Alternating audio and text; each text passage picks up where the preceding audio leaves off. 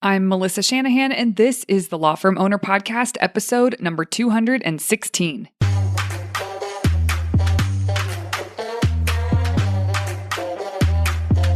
Welcome to the Law Firm Owner Podcast, powered by Velocity Work, for owners who want to grow a firm that gives them the life they want. Get crystal clear on where you're going, take planning seriously, and honor your plan like a pro. This is the work that creates velocity.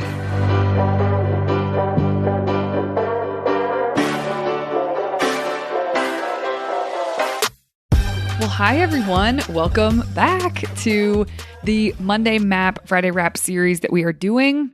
We are digging into the Playbook today. The first two episodes I've done in this series have really covered the foundational concepts. What is important for you to understand to set yourself up for success with priority management? I just saw that recently. Instead of time management, say priority management, and I love that. That's exactly what this is. So the more you understand the foundational concepts, the easier it is going to be for you to stick with this in a way that allows you to keep improving, keep optimizing, keep leveling up how you are showing up, how you are operating, and all of that gets greater, better results for yourself, for your firm.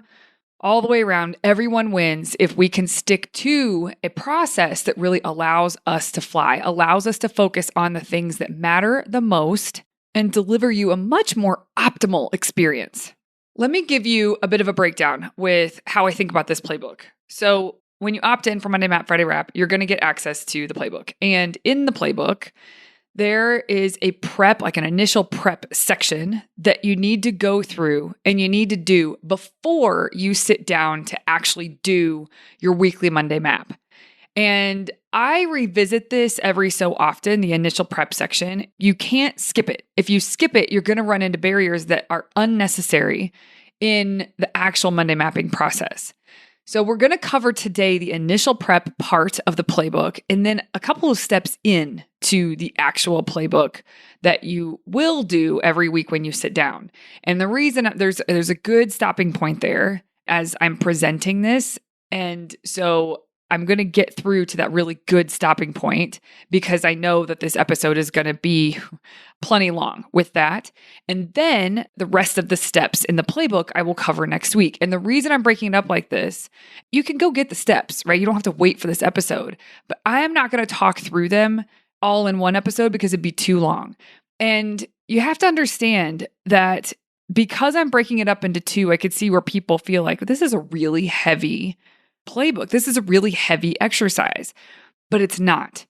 The teaching of it takes more time, and I'm going to take my time and do a good job teaching these steps, but actually sitting down to do it, especially when you understand it, it moves pretty quickly. You just go step by step by step. You do what you're supposed to do at every single step. But having the understanding that I'm going to provide here, I'm hoping will be immensely valuable to you so that it does streamline your experience of Monday Map, Friday Wrap. To get you oriented a bit, Monday Map is a weekly process where you sit down and you plan how you are going to spend your time, the minutes of your day, the hours of your day in the upcoming week. You can do this anytime you want as long as it's before Monday, before you hit your week. But I prefer to do it either on a Thursday or a Friday. And that way I go into the weekend knowing that my priorities are set. I just show up and do what my calendar says to do on Monday. Now, there's also a second piece to this, which is Friday Wrap. Friday Wrap is a short, simple series of questions that you answer at the end of your work week. So typically, I do these on Fridays. So what I do and what many people do is they sit down on Friday, they do their Friday Wrap to evaluate how they operated that week. And there's some questions there that are straightforward to answer. And that takes 15 minutes at the most. 15 minutes is if you are really digging in. It could take 5 minutes. And then they go straight into Monday Map where they're planning for the next week. Now, if it's your first week doing this, you don't need to do a Friday Wrap. There's no practice for you to evaluate. You're just going to plan your week in a really great way using the Monday Map guide.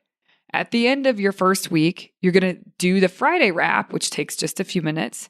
And then before the week starts, you'll do Monday Map.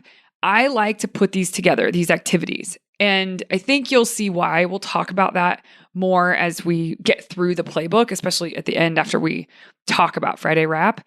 But that is an efficient way to do it. And everything is top of mind as you're reflecting on how you operated that week and how well you honored your plan. And there's some reflective questions there. And then it allows you to really process those lessons and carry them into planning right then and there. So that's the way we do it. You don't have to do that. You need to find your groove. You need to have a regular appointment with yourself to do Monday Map and Friday Wrap, but you get to decide what that looks like. I used to do these on Sundays, Saturday or Sunday. That was before I had a child. But even then, I think if I didn't have a child now, I have learned enough to know it is better to do before you hit the weekend, because it's tough to get your head back in the game after you've had a weekend off. Even if you didn't take the whole weekend off, even if you worked the weekend, which I hope many of you are trying to reduce your time on that. But even if you work the weekend, it's kind of hard to get your head back in the game to plan really well for the week. When you are in your week and rounding out your work week, you know the priorities that are top of mind for next week. You can be more efficient and move more quickly with the planning.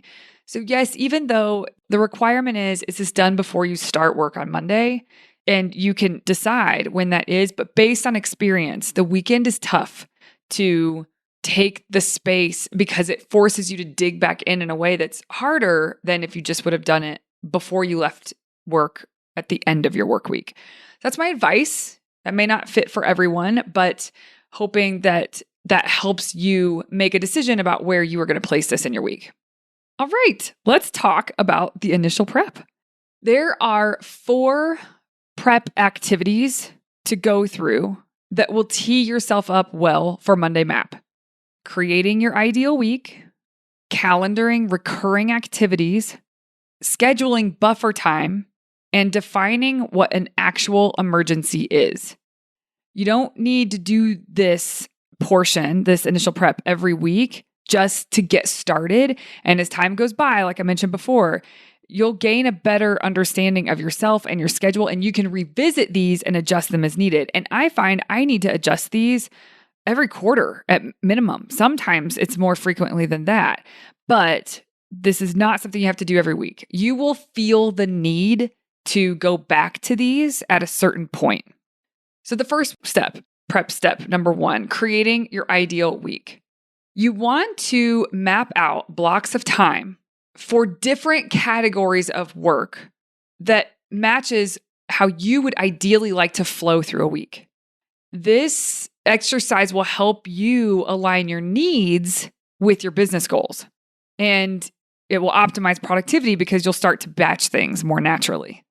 Take some time to think about where you would allocate blocks of time for different categories of work. And these blocks will serve as designation for certain types of tasks that you're going to calendar. And this will help you experience more predictability and more flow with your schedule. Here are the categories of work that I love considering when it comes to mapping and designating certain areas on my calendar for a certain type of work. These are the work categories. Deep work, which I have down here, not client related. So this is for tasks that require intense focus, concentration. This could be research, it could be writing, it could be analytical work, but deep work is something to consider. Shallow work, and so this is for important but less mentally demanding tasks, such as responding to emails, attending meetings, administrative work, things like that. Client work, and this is for tasks related to providing quality services and support to clients. And that could include tasks such as responding to client inquiries, working on a client file, providing updates on ongoing projects, delivering completed work to clients. Anything where you are working on a client file could be considered client work. Team time. This is for tasks relating to training your team, elevating your team, spending time investing in your team. And what does that look like for where you are right now in the business? What do you need to give to your team in terms of time? Personal time. This is for tasks related to your life, appointments, errands, hobbies, etc. So these are the categories of work that it's a good starting place. You may add categories of work, and that's totally fine. You do you. You know yourself better. You know if there's a certain category of types of tasks that you are going to need. But this ideal week that you create, it should be used as a template for scheduling events on your calendar. And so that's why it's important to think through before we get to Monday mapping, which is clearly going to be scheduling events on your calendar. And it's also important to say that once you have this outlined, you need to share this with anyone who has access to schedule events on your calendar so that everybody's on the same page that here are the categories of work. This is the way I want to flow through my week. Here in the first half of Monday, I want to do deep work. Deep work activities go here. And that may be because you want to start the week with a win, something that required a lot of focus and effort, and you gave it your all and you got it done. That is making the week a win. Maybe you tell them so they can see client work should be scheduled on Tuesday, Wednesdays, and Thursdays from this time to this time. And so whatever you create, you need to make sure to communicate it so everybody can help you win at your calendar, at how you're spending time and how you are managing your priorities. Once you have mapped out your ideal week, you're going to make many micro decisions every day to line up closer to your ideal. So I want you to keep in mind that this is a flexible plan. It's going to require adjustments. It's going to require tweaks as you make progress and implement this. For example, I have a template for my week, and there are times where when this starts to happen consistently, that's when I know I have to go back to this prep step. But there are times where things don't fit anymore with the template that I have. And so then I have to make decisions. I have to decide, do I want to keep this template? And so that means I've got to figure out a way to make all the work fit into my template, or am I willing to adjust the template so that there is an evolution to my calendar and to the things I'm spending my time on? The other thing I'll say is that when you are first implementing this, you will notice that your ideal week, it's very tough to fit everything into your ideal week. However, that is the template you want, so you don't change the template. You always have in mind what the ideal is, and you work very hard to make that ideal work. Now, if there's things you're willing to compromise on, it's just not that big of a deal, then make some shifts when you see that it doesn't work out the way that you wanted it to, or the way that you had mapped it. But if you really feel strongly about this is the ideal week, then it's your job to steadfastly keep pushing so that the events that you have do fit your ideal week. So it's a template. It's a guide. This is not perfection. Very rarely does my schedule fit perfectly with the template, but it's really close. And it serves as a wonderful guide for my team to place certain kinds of activities in certain parts of the week so that I can move through with a really good flow based on my energy, which we'll talk more about that. But energy is a consideration when you are planning where you are going to spend time on certain kinds of activities. One tip I have for this step in particular is that if you can have this mapped somewhere, that it can serve as a cross-reference for scheduling per your parameters. There's two ways you could do this. You can set up a digital calendar and just call it template in the current platform that you use. Or you can set this up in a spreadsheet, like an ideal week template in Excel, for example, or Google Sheets. And people always have that to go to. So for us, I have a template schedule. We use Google Calendar. Actually, I use Motion. Someday I'll do a podcast about that, but it's layered on top of Google Calendar. So in Google Calendars, you have the ability to set up multiple calendars. Now, there is one main calendar inside of our company that people use to schedule for me. We have different parameters. We change the colors depending on activity types, things like that. But it's one calendar and it's under my name, basically. Now, I have a different calendar set up that I can click on, like click the checkbox so that it shows up. And it provides an overlay, and it is my template. So with that in there, when it's time to go schedule things, I know where to funnel certain kinds of calendar events of things that I need to get done or things that I need to show up for based on this template. So I'll click it on when I'm planning Monday Map, and then I will click it off for the week as I'm living through the week. But for planning purposes, it's really great because it helps serve as a guide when you're actually calendaring things. So you can set that up in your calendar tool, or you can set up a spreadsheet if for some reason using your calendar tool as a template isn't going to work out for you. But again, with this whole prep step, number one, get these categories set in a way that makes sense for you. I gave you a good starting place with the categories I listed off. But another one, for example, that you may want is consults.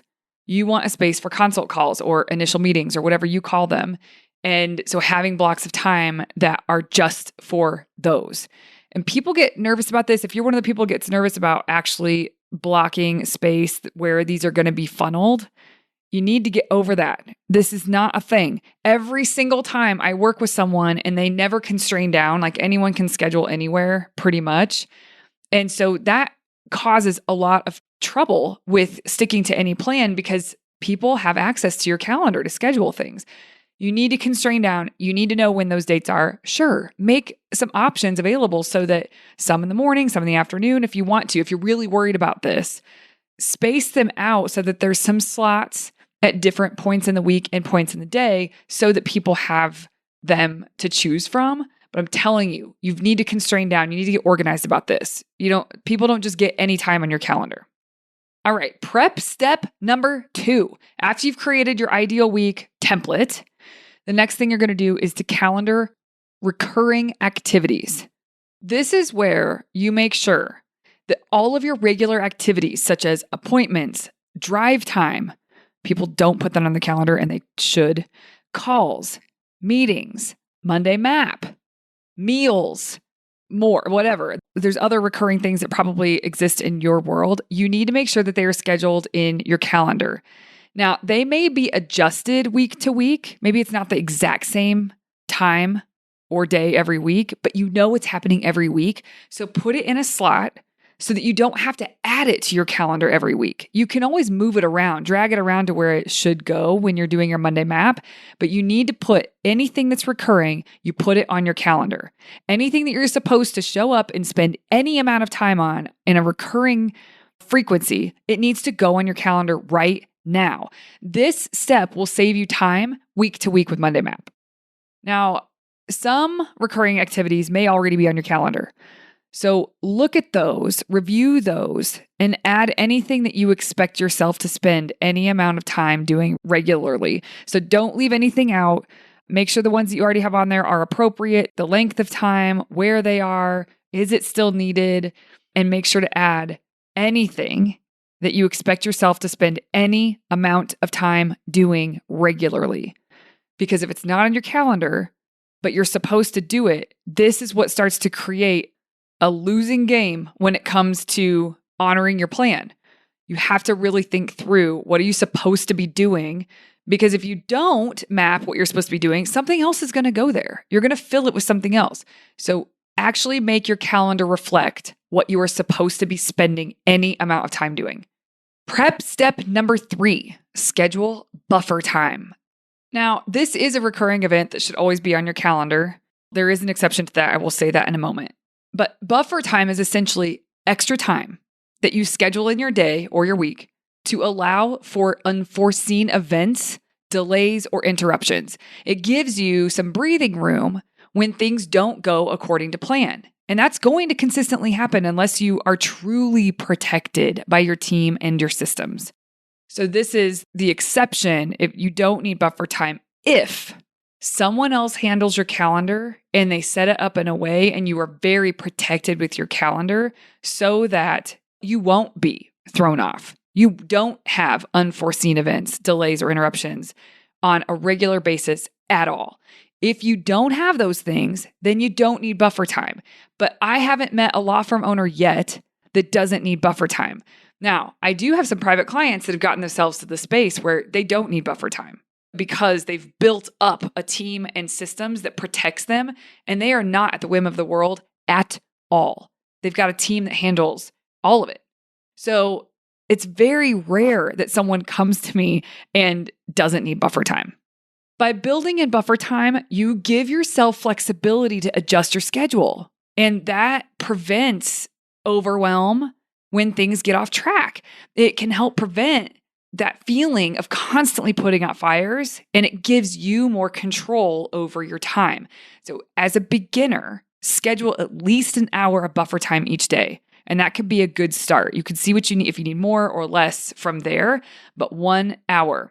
And how this will work is if you have an hour where nothing gets scheduled because it's buffer time, then when that client emergency arises, which by the way, that doesn't happen very often, that we're going to go into that in the next step, or when something crops up for you personally, that if you were scheduled back to back to back to back to back, it would totally screw up your entire day. But because you have buffer time, it gives you a little space to go deal with the things you need to deal with and then shift the calendar events accordingly. There's space for it where you're not screwed and it didn't throw everything off track. Another example of why buffer time can be important is maybe you are in a practice area where the nature of it is that you have to drop really quickly. So people who deal with transactions and M&A, like they've got to be on and ready because they are waiting for the other side, etc. So what do you need to give you flexibility? This is your time. This is your prep step. For buffer time, add in what you need so that it's okay when the stuff comes up. It's okay when something unforeseen happens and it's going to throw off your day. Otherwise, if you have this in place, it's less likely to throw off your day. The day could still be a win because you had space to account for things like this. Prep step number 4, define emergency. You want to take some time to really think about what constitutes an emergency at your firm. Because so often we react to a perceived urgency when it really doesn't need to be addressed right in that moment. It's out of habit. It's what we've always done. It's very reactive. And so by clearly defining what truly constitutes an emergency, you can avoid being thrown off track with every little issue that arises. And that allows you to stay focused on your planned schedule and your planned priorities while still being able to address the truly urgent matters as they arise. So you want to write down the few scenarios that are considered an emergency. And you want to make sure that your team understands this as well, because sometimes they think something is an emergency because the client is acting like it's an emergency when really, it needs to be handled well verbally to the client, but there's nothing you can do about it in the moment. It's fine if you wait 2 hours until you have that buffer time, for example, where this unexpected thing that does need to be dealt with can be dealt with at that time. So just make sure your team is on the same page with what the scenarios are that you deem an emergency. Now, from here forward, the seemingly urgent things that pop up, they don't get to pull you from what you are scheduled to do unless it fits your definition of a true emergency. Instead, you're going to intentionally calendar time to deal with it and rearrange if absolutely necessary. But again, buffer time really allows you to do this in a great way where it doesn't feel like highly pressured and chaotic. So you want to intentionally calendar time to deal with it. And if that means it's 2 hours from now, that's okay. You're going to get to it in 2 hours and you'll be able to respond after that. So define an emergency for yourself. It helps you understand in a given week, people, they don't honor their plan oftentimes because they allow something that popped up to pull their attention and it didn't need to. It's indulgent to go there. So instead, stick with your plan and make a note in your calendar of when you're going to actually deal with that thing when it's appropriate. It shouldn't pull you off of your priority management, right? Okay, those are the prep steps, my friends. First one is to create your ideal week. Make a template for where in the week you're going to focus on certain categories of work. The second is to calendar recurring activities. Anything that you are supposed to spend any amount of time on should be in your calendar. The third is to schedule buffer time, starting with an hour a day. If you don't know where to start with an hour a day. And the fourth is to define an emergency. These 4 prep steps, if you think through these, it will allow you to have a much more seamless experience with Monday Map. And really, you know what these were born out of? These prep steps were born out of people's questions. So this is almost like, this could have been an FAQ. What do I do if client calls and I need to deal with it. Well, that depends. Is it an emergency, a true emergency? Yes or no? And it has to go through some filters. And if it is not a true emergency, schedule it into the buffer time. If it is a true emergency, let it pull you off track, off your plan. Deal with it then and shift your calendar into the buffer time. So it's like these came from questions of people actually implementing Monday Map. And I start to realize there are things people need to think of before they do this. And these are the 4 things they need to think of before they do this. All right. So now I'm going to get into the first few steps of actually sitting down for Monday Map and planning your week. So Monday Map, this is your weekly planning process. And before you start, when you sit down to do this, remove all distractions. Focus solely on the task at hand. And with practice, you're going to find your rhythm. And this process should take 30 to 60 minutes once you really get into it. The initial planning session is, like I said, probably going to take longer, but aim for efficiency and aim for quick, decisive action. You can do that better when you remove distractions and let yourself sink into this practice. And always remember, progress is the goal, not perfection. Whatever plan, if you sit down to intentionally plan the next week, it's not going to be perfect because you are not an expert at this yet. But it will be progress, and that's what matters. Okay, the first step when you sit down to plan during Monday Map, you want to identify a force multiplier. This can refer to anything that amplifies the effects of an action or an effort, and it makes everything more efficient and effective. So what is one force multiplier? One thing you can do next week that will give you leverage. Maybe it's even leverage itself. It could be a task. I want to encourage you to keep this small. It doesn't need to be a project that overwhelms you. We don't need a project to stack onto our current priorities. Maybe you identify a project, like something that needs to be done that would give you leverage, then just identify one step of that project that you can do. Don't make it too big because then you're going to be deflated because it's going to get squeezed out by the daily grind. So this is meant to be small. A force multiplier is the priority that is the gift that will keep on giving if you do it, but it often gets squeezed out by the day-to-day work of being a lawyer. Some categories of efforts that your force multiplier could be tied to is delegation, delegating tasks to others, free up your time, your focus so that you can spend your time and focus on higher level tasks that will have a bigger impact on your business. Systematizing or creating processes for repetitive tasks. And doing this can save you time and increase efficiency in the long run. Outsourcing certain tasks, bookkeeping, marketing. This can allow you to focus on your core strengths and responsibilities.